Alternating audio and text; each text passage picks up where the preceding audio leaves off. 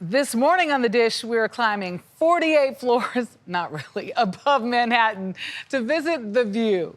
The once iconic New York dining room is reopening after a 5-year hiatus with the unlikely help of one of America's best-known restaurateurs. Brooke Silva-Braga is here with an early look. Brooke? Good morning. 40 years ago, Danny Meyer opened up Union Square Cafe, the start of a legendary restaurant career. His Union Square hospitality group later launched 11 Madison Park, Gramercy Tavern, Blue Smoke, and of course, Shake Shack, now serving burgers in 400 locations. But a rotating restaurant inside a hotel? Well, not even Meyer saw that coming. Spinning atop a Marriott hotel in Times Square, The View certainly lives up to its name, making a rotation roughly every hour above Midtown Manhattan. It is, no doubt, a nice place to take in the sights, but it's never been a picnic to run a restaurant up here.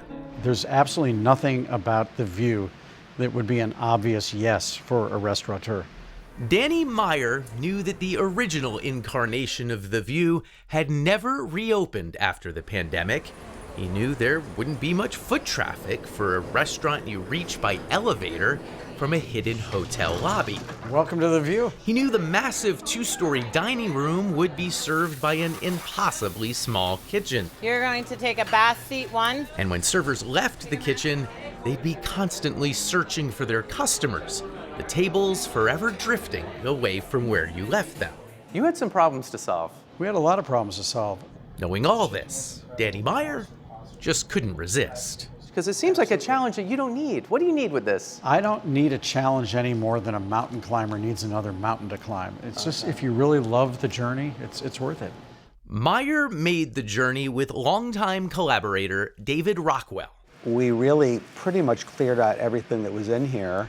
The designer of Broadway sets, high-end theaters, and other Danny Meyer restaurants, was asked to create a swanky New York vibe, but with some unusual constraints. All the tables are lit with battery-powered lights because you can't put power in a rotating restaurant. Because you could never have an electrical cable that came out here because it would just... Correct. The first rotating restaurant was spun up above Honolulu in 1961. Thanks to architect John Graham, who put up another in Seattle's Space Needle. The novel extravagance, or was it campy fun, soon got copied around the world, including in 1985, right here above Broadway. A rotating restaurant was thought of as a little bit of a gimmick, and it may have been at the time, but it also was a place to rediscover. It was a place that people knew about, that we could bring back the best part of that. The fun of it for us has been, can we give New Yorkers a gift? I love Broadway. My wife's an actress. We go to many, many plays.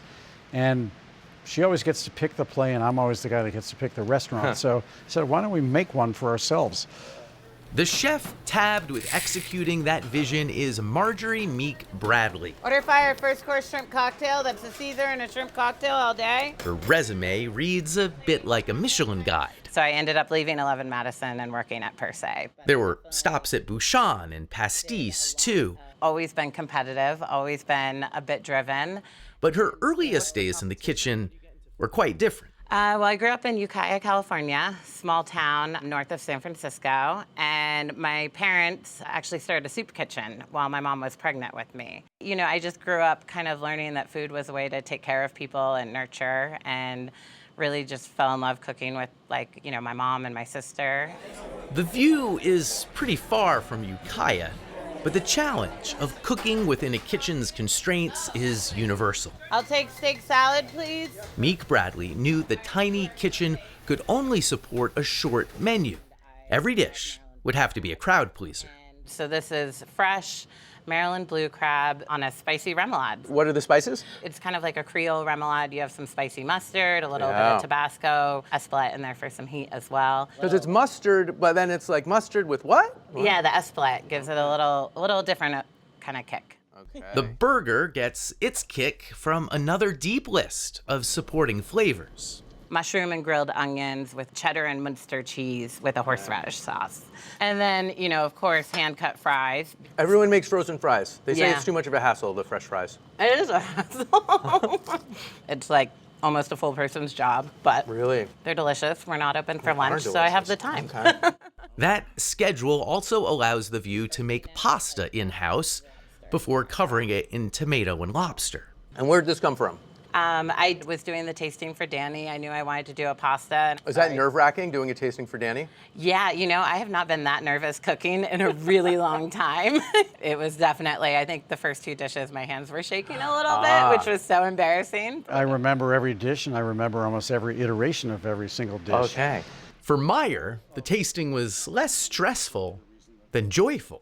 I'll never forget the first time she made a crab cake. We've all had crab cakes. Crab cakes are kind of like everything else. There's these kind of crab cakes and these, we wanted these kind over here. Yeah. And she's doing that. It's a memorable crab cake. It's a memorable cheeseburger. It's a memorable steak. It's a memorable lobster pasta. We don't want it to be like every other Caesar salad you've had, but we want it to be so good that you can't wait to come back. Getting folks to come back, to see the View not as a gimmick, but a destination, is the core challenge for the restaurant 48 floors above Times Square. Spaghetti hands to me. But Marjorie Meek Bradley also knows there's a lot spinning in her favor. It's such a cool space, especially at nighttime, like with the lights, and there's live piano music, and like I just want people to come and have a good time. And I really just wanted to have really good food that kind of, you know, surprises you a little bit in the end, because maybe you're like, oh, it's burgers and steaks and crab cakes, but then you eat it and you're like, oh, that's right, that's what I wanted that to taste like. And check how this chocolate cake tastes. I'm What's laughing. amazing about it, so it's supposed to somehow look like the Chrysler Building beside Yeah? here, but the caramel is not only in the sauce, it's in the ganache.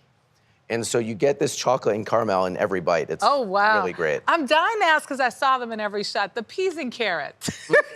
I saw the peas and carrots. How good were they? They're good because what they do is they steam the carrots in carrot juice rather than water, and so it gets this very sweet carroty flavor.